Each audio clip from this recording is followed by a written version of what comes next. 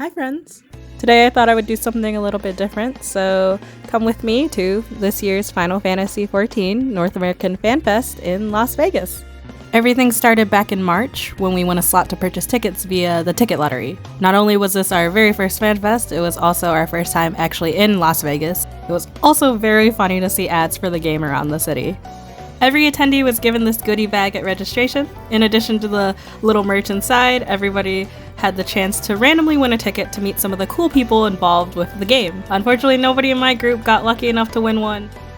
Once we did get through the lines and past security, we entered the main showroom. Unfortunately, we did not get there early enough to actually get seats, but we did get to watch the keynote presentation live, where producer Naoki Yoshida shared some exciting details about the upcoming expansion, including the CGI trailer, title drop, graphical updates, and other things. I've only ever watched these events over live stream with my FC friends, so it was super surreal and super cool to be in the audience in person. Aside from the main stage, the showroom also had several themed areas based on in-game locations.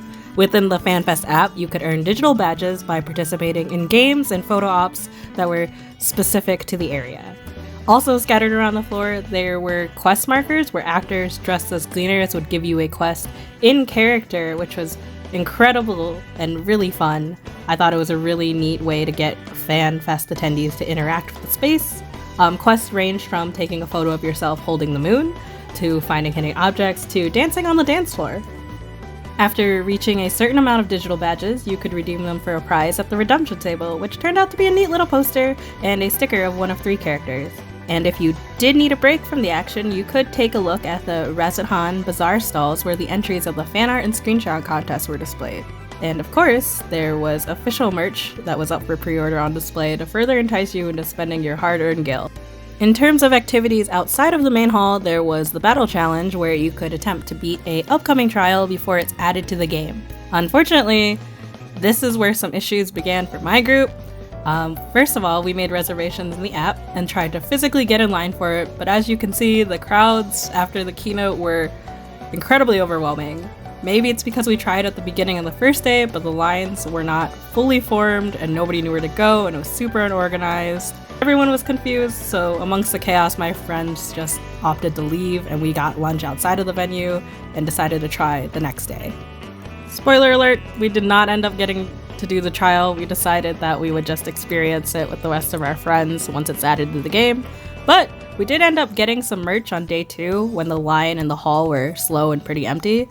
I heard that a lot of people experienced issues even when lines and reservations and appointment tickets were more organized, as well as issues with the on-site food court and vending machines running out of beverages and food very quickly. Fanfest did share half of the building with a basketball tournament that was going on at the same time, so that probably added on to the already huge crowd and lines in the main lobby, as well as for the food trucks outside. I also saw several posts about the lack of support for ADA seating and accessibility throughout Fanfest.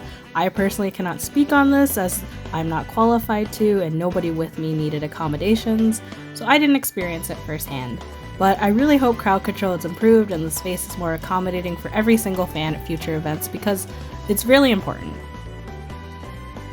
On a lighter note, a highlight of Fanfest for me was the sticker trading event hosted by Andy on Twitter. I had a really great time trading stickers of my Warrior of Light that I drew with other players.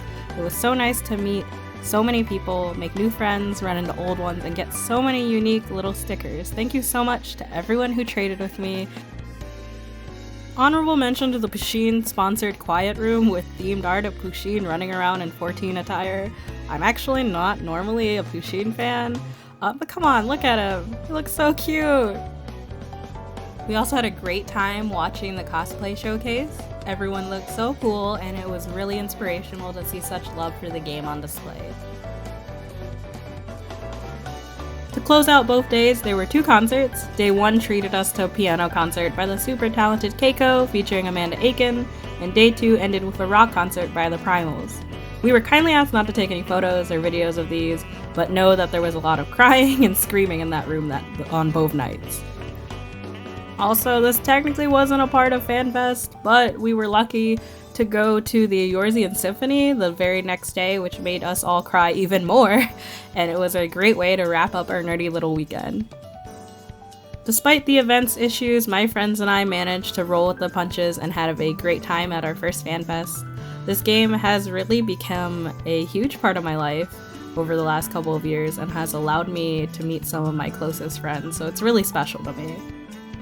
If you're a fellow Warrior of Light, I really hope that you get the chance to attend a FanFest near you in the future, and if you are going to one of the upcoming FanFests in Europe and Asia, I hope you have a wonderful and safe time. Thank you so much for watching!